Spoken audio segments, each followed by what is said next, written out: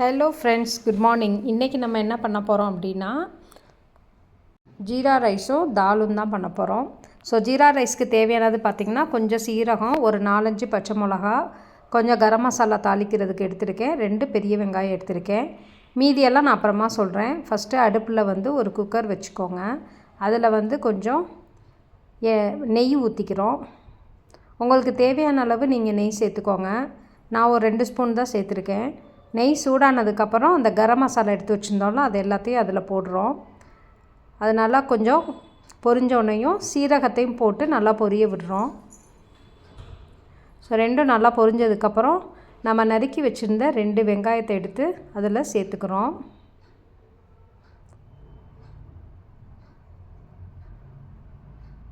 அப்புறம் பச்சை மிளகா போட்டுக்கிறோம். போட்டு எல்லாத்தையும் நல்லா வதக்கிக்கிறோம். நல்லா ஒரு மீடியமாக வதங்குற அளவுக்கு நம்ம வதக்கணும். ரொம்ப டார்க்காக வதக்கிட்டிங்க அப்படின்னா அந்த ரைஸோடைய கலர் மாறிடும். அதனால் மீடியமாக வதக்கிக்கிறோம். ஒரு 2 ஸ்பூனு இல்லைன்னா 1 ஸ்பூனு ஜிஞ்சர் கார்லிக் பேஸ்ட்டு போடணும். நான் இங்கே 1 ஸ்பூன் போட்டிருக்கேன். போட்டு நல்லா வதக்கி விட்டுட்ருக்கணும். ஸோ இது நல்லா வதங்கட்டும். ரொம்ப நேரம் வதக்கினோம்னாலும் கலர் மாறிடும்.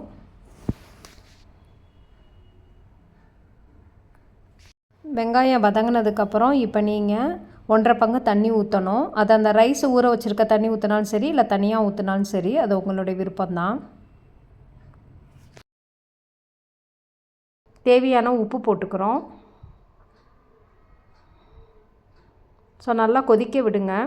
எப்போதுமே நம்ம ரைஸில் புலாவோ இல்லை பிரியாணியோ வைக்கிறப்ப தண்ணி கொதித்ததுக்கப்புறம் நம்ம ரைஸை எடுத்து போட்டுட்டு நல்லா டைட்டாக மூடி வச்சுட்டு ஒரு மீடியம் ஃப்ளேமில் 10 நிமிஷம் வச்சோம்னாலே நம்மளுக்கு கரெக்டாக இருக்கும்.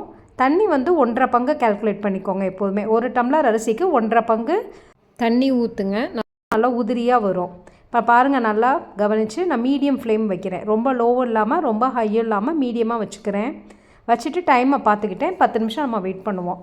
இப்போ அடுத்து தால் செய்கிறதுக்கு கொஞ்சம் பச்சை மிளகா, 2 வெங்காயம், 3 தக்காளி, நல்லா 1 கை கார்லிக்கு, கொஞ்சம் அதில் பாதி அளவுக்கு ஜிஞ்சர். கார்லிக்கையும் ஜிஞ்சரையும் நல்லா பொடியாக நறுக்கி வச்சுக்கோங்க. ஆனியனையும் முடிஞ்ச அளவுக்கு பொடியாக நறுக்கி வச்சுக்கோங்க. இப்போ ஒரு கடாய் வச்சு அதில் கொஞ்சம் ஆயில் ஊற்றி,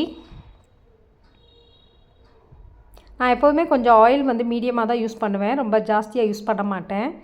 உங்களுக்கு தேவையான அளவுக்கு நீங்கள் ஆயில் போட்டுக்கலாம். இப்போ ஃபஸ்ட்டு ஜீரகம் போட்டிருக்கேன் ஆயிலில்.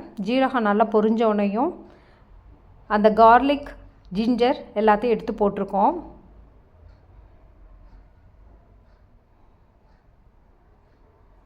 அப்புறம் அந்த பச்சை மிளகா சும்மா கையிலே 2 உடச்சி நம்ம போட்டுக்கலாம். அதை கட் பண்ணணும்னு தேவையில்லை. நல்லா வதக்குறோம். கொஞ்சம் வதங்கினதுக்கப்புறம் நம்ம வெங்காயத்தை சேர்த்துக்க போகிறோம்.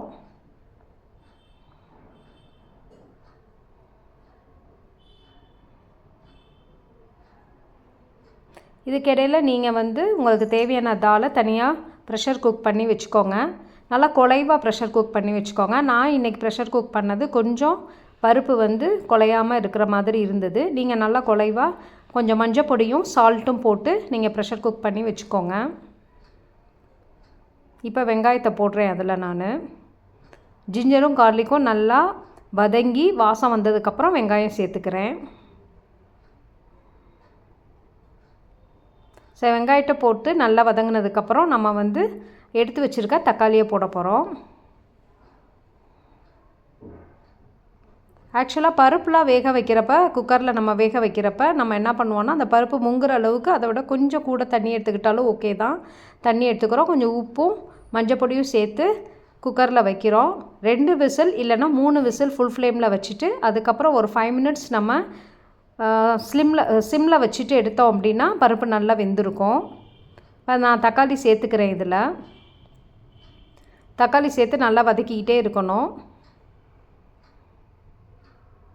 ஆக்சுவலாக நீங்கள் கொஞ்சம் ஆயில் ஜாஸ்தியாக சேர்க்குறீங்கன்னா ஆயிலே நல்லா வதக்கலாம். இதை ஆயில் மீடியமாக யூஸ் பண்ணுறவங்க என்ன பண்ணிக்கலாம் அப்படின்னா, இந்த தக்காளி வெங்காயத்தை கொஞ்சம் நேரம் வதக்கிட்டு இதில் கொஞ்சம் தண்ணி, ஆக்சுவலி நிறைய ஊற்றிடக்கூடாது, கொஞ்சம் லேசாக ஊற்றி அப்படியே அந்த தண்ணியில் அதை கொதிக்க விட்டிங்கனாலே நல்லா ஆயிலில் மசிச்சு வர்ற மாதிரி மசிஞ்சு வந்துடும் உங்களுக்கு. இதுக்கிடையில் நான் தேவையான அளவு உப்பு போட்டுக்கிட்டேன். ஏன்னா தாலில் நம்ம கொஞ்சம் உப்பு சேர்த்துருக்கோம், அதனால் இதில் வந்து பார்த்து சேர்த்துக்கோங்க உங்களுக்கு. இப்போ 1 ஸ்பூன் மிளகாய் பொடி போடுறேன். ஸோ நல்லா வதக்கிக்கணும், நம்மளுக்கு நல்லா மசியணும். அந்த தக்காளி வெங்காயம் எல்லாம் நல்லா மசிஞ்சு வரணும்.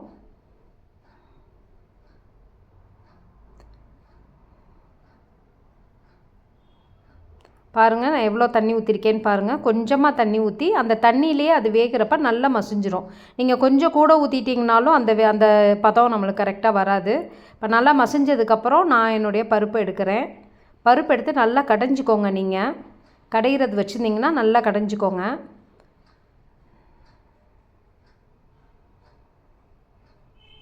எப்போதும் நல்லா எனக்கு குலைவாக தான் வேகும். இன்றைக்கி கொஞ்சம் முன்னாடியே எடுத்துட்டேன் நான். இப்போ அதில் போட்டு நம்ம பருப்பை எடுத்து அந்த கடாயில் ஊற்றிட்டு இப்போ நல்லா நீங்கள் கிண்டி விடணும். அந்த மசாலாவும் அந்த பருப்பும் நல்லா மிக்ஸ் ஆகணும். இந்த ஸ்டேஜில் நீங்கள் தண்ணி சேர்த்துறாதீங்க. ஸோ தண்ணி சேர்க்காமல் பருப்பை ஊற்றி நல்லா நம்ம மிக்ஸ் பண்ணிவிட்டு அது லேசாக நல்லா ஒரு கொதி வந்ததுக்கப்புறம் நம்மளுக்கு தேவையான அளவு தண்ணி நம்ம ஊற்றிக்கலாம். ஊற்றிக்கிட்டு உப்பும் சரியாக இருக்கா என்னன்னு நீங்கள் செக் பண்ணிக்கலாம். ஸோ இந்த ஸ்டேஜில் உப்பு சப்போஸ் பத்தலை அப்படின்னாலும் நீங்கள் உப்பு சேர்த்துக்கலாம், எவ்வளோ தேவையோ அவ்வளவு. அது மாதிரி உரப்பு பத்தலைனாலும் கொஞ்சோண்டு மிளகாத்தூள் சேர்த்துக்கலாம். ஸோ நல்லா இப்போ கொதிச்சிருச்சு. கடைசியாக நான் என்ன பண்ண போகிறேன்னா கொஞ்சோண்டு லெமனில் ஹாஃபுக்கும் கம்மியாக கொஞ்சோண்டு கட் பண்ணி வச்சுருக்கேன். ஸோ அதை எடுத்து நம்ம புளிஞ்சு விடணும். அதுக்கப்புறம் கொத்தமல்லி நல்லா சாப் பண்ணி வச்சுருக்கோம், கொத்தமல்லி எடுத்து அதுக்கு மேலே தூவி விடணும்.